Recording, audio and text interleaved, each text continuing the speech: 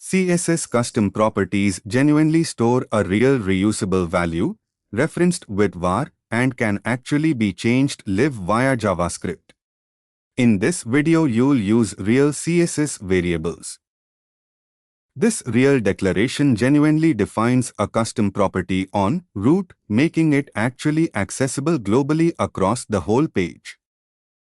Var genuinely reads the real custom property's actual current value here, applied as the background.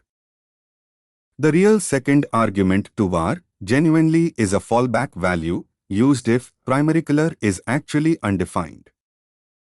Name value genuinely defines a custom property, typically on root. var-name genuinely reads that real value anywhere in the style sheet. Var genuinely accepts a real fallback as its second argument. Define 3 real custom properties for a color theme and use them across a page. Ready to understand real box sizing, border box.